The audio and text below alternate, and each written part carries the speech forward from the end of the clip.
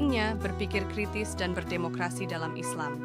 Berpikir kritis dan berdemokrasi tidak hanya melatih cara berpikir yang sehat, tetapi juga merupakan bagian dari pengembangan diri sebagai Muslim.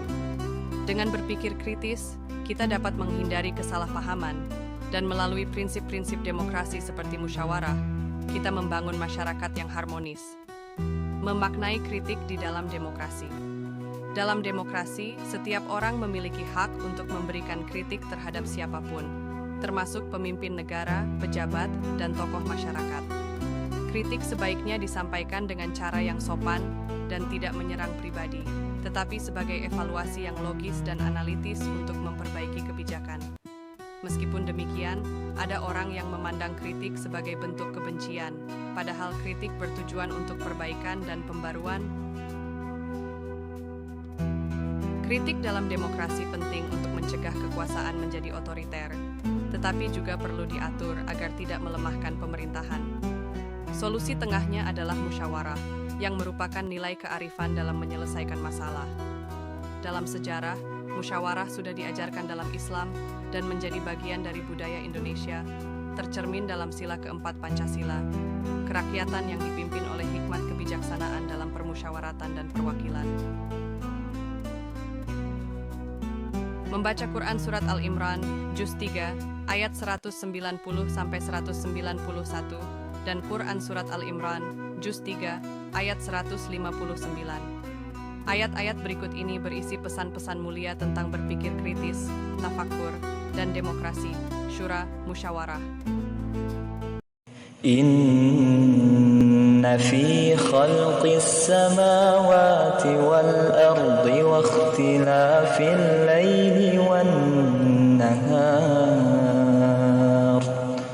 wa ikhtilafil laili wan nahari la ayatin li ulil albab alladzina yadhkuruna Allaha qiyaman wa qu'udan wa 'ala junubihim wa yatafakkaruna fi khalqis samawati wal ardi ربنا ما خلقت هذا باطلا سبحانك فقنا عذاب النار.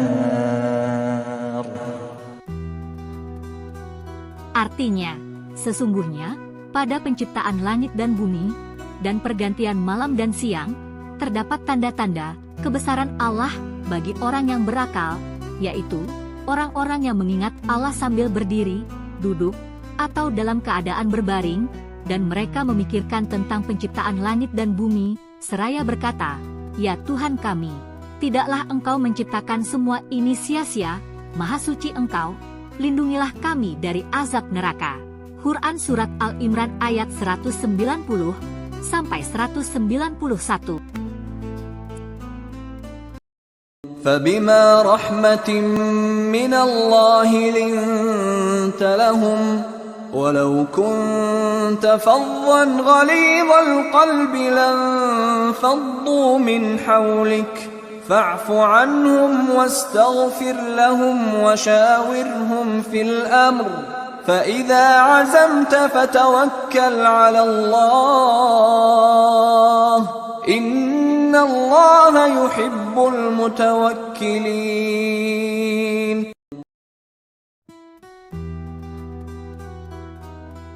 Artinya, maka disebabkan rahmat dari Allah lah kamu berlaku lemah lembut terhadap mereka.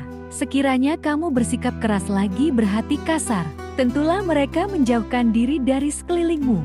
Karena itu maafkanlah mereka, mohonkanlah ampun bagi mereka, dan bermusyawarahlah dengan mereka dalam urusan itu. Kemudian apabila kamu telah membulatkan tekad, bertakwalah kepada Allah. Sesungguhnya Allah menyukai orang-orang yang bertawakal kepadanya. Quran Surat Al-Imran, ayat 159.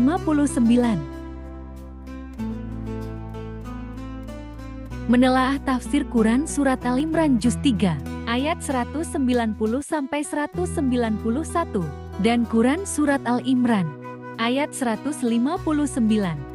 Pada Quran Surat Al-Imran ayat 190, dijelaskan bahwa tatanan langit dan bumi serta dalam bergantinya siang dan malam secara teratur sepanjang tahun menunjukkan keagungan Tuhan, kehebatan pengetahuan dan kekuasaannya. Langit dan bumi dijadikan oleh Allah bertingkat dengan sangat tertib, bukan hanya semata dijadikan, tetapi setiap saat tampak hidup. Semua bergerak menurut orbitnya. Semua itu menjadi tanda-tanda kebesaran dan keagungan Allah Subhanahu wa Ta'ala. Bagi orang yang berpikir, hal tersebut tidaklah terjadi dengan sendirinya.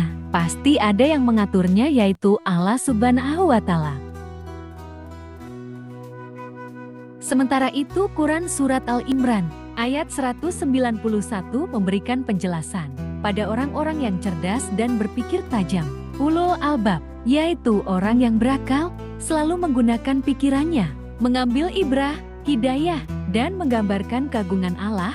Ayat ini menjelaskan bahwa ulul albab ialah orang-orang baik, lelaki maupun perempuan yang terus-menerus mengingat Allah dengan ucapan atau hati, dalam seluruh situasi dan kondisi.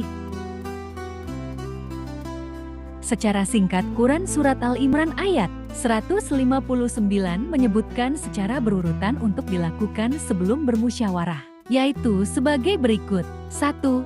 Bersikap lemah lembut. 2. Memberi maaf dan bersedia membuka diri. 3.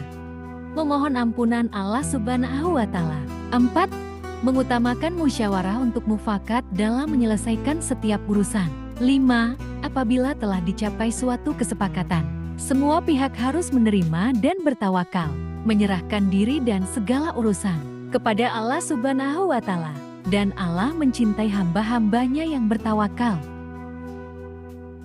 Perbedaan demokrasi dan musyawarah. Ada dua hal yang mendasari perbedaan tersebut. Di antaranya, 1. Demokrasi berasal dari negara barat, sedangkan musyawarah dalam Islam berasal dari negara timur.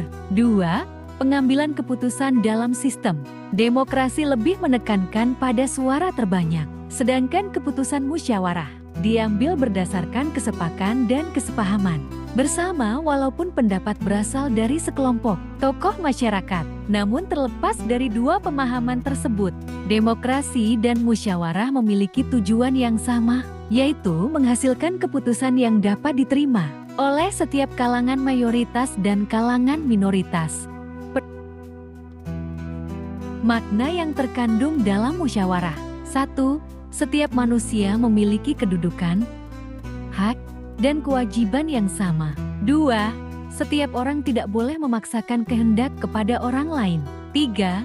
Setiap orang mengutamakan musyawarah dalam mengambil keputusan untuk kepentingan bersama. 4. Setiap orang menghormati dan menjunjung tinggi keputusan yang dicapai sebagai hasil musyawarah. 5. Setiap orang mengutamakan kepentingan bersama di atas kepentingan pribadi atau golongan. 6. Setiap orang memberikan kepercayaan kepada wakil-wakil yang dipercayai untuk melaksanakan permusyawaratan. Manfaat berdemokrasi secara Islami. 1. Kita tidak boleh berkeras hati dan bertindak kasar dalam menyelesaikan suatu permasalahan, tetapi harus bertindak dengan hati yang lemah lembut. 2. Kita harus berlapang dada, berperilaku lemah lembut, bersikap pemaaf dan berharap ampunan Allah Subhanahu wa Ta'ala. 3. Dalam kehidupan sehari-hari kita harus mengutamakan musyawarah untuk mufakat dalam menyelesaikan setiap persoalan. 4.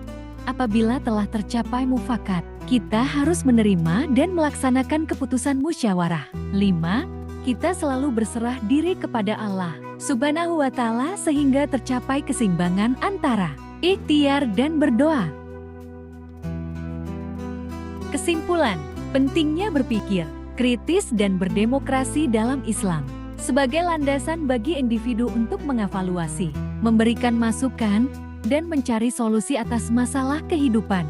Islam mendorong kritik yang konstruktif dan musyawarah untuk mencapai mufakat, menjaga agar kekuasaan tidak menjadi otoriter, dan menjunjung tinggi nilai-nilai moral. Ayat-ayat Al-Quran yang dikaji dalam bab ini mengajarkan umat untuk selalu menggunakan akal secara bijak dalam bingkai keimanan.